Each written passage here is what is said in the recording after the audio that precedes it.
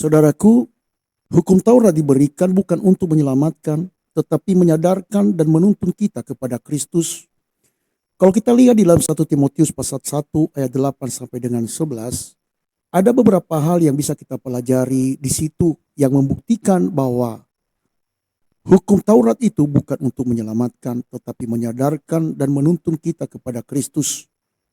Pertama adalah hukum Taurat itu baik bila dipakai menurut kehendak Allah di dalam ayat 8. Rasul Paulus membuka dengan sebuah pernyataan penting.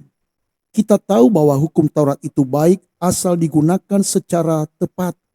Artinya, masalahnya bukan pada hukum Taurat, melainkan cara manusia mempergunakannya.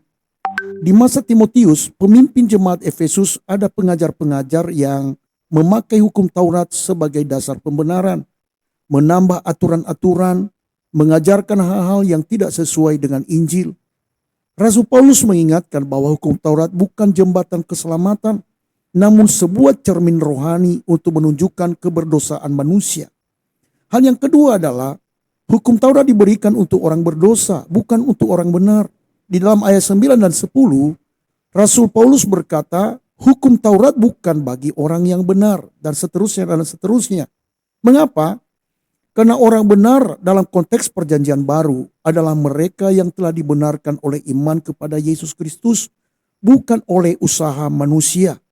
Bisa Bapak Ibu Saudara bandingkan di dalam Roma pasal 3 ayat 24 dan juga di dalam Galatia pasal 2 ayat 16. Jadi hukum Taurat diberikan untuk orang durhaka, orang berdosa, pembunuh, pezina, pelaku kekerasan, orang yang melakukan hal-hal yang bertentangan dengan ajaran sehat.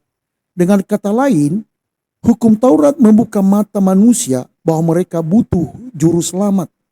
Tanpa hukum, manusia tidak menyadari dosanya. Tetapi setelah berada di dalam Kristus, hukum bukan lagi dasar kita bersandar untuk diterima oleh Allah. Hal yang ketiga adalah keselamatan dan kebenaran kita hanya melalui Injil Kristus. Kita lihat di dalam ayat 11, Rasul Paulus menutup dengan berkata, semuanya itu sesuai dengan Injil yang telah dipercayakan kepadaku. Injil menegaskan bahwa manusia tidak dapat diselamatkan dengan perbuatannya, termasuk menaati hukum Taurat. Namun keselamatan adalah anugerah melalui iman kepada Kristus. Hukum Taurat menunjuk kepada kebutuhan manusia akan Kristus. Hukum Taurat seperti lampu jalan, menunjukkan mana yang salah, tetapi tidak dapat membawa seseorang ke tujuan. Hanya Kristus yang dapat menyelamatkan dan membawa kita di hadapan Allah. Saudaraku, hal yang pertama yang perlu kita renungkan adalah jangan jadikan perbuatan baik sebagai dasar keselamatan. Banyak orang yang masih berpikir kalau rajin ibadah, kalau tidak melakukan dosa besar, kalau berbuat baik, maka mereka pasti selamat.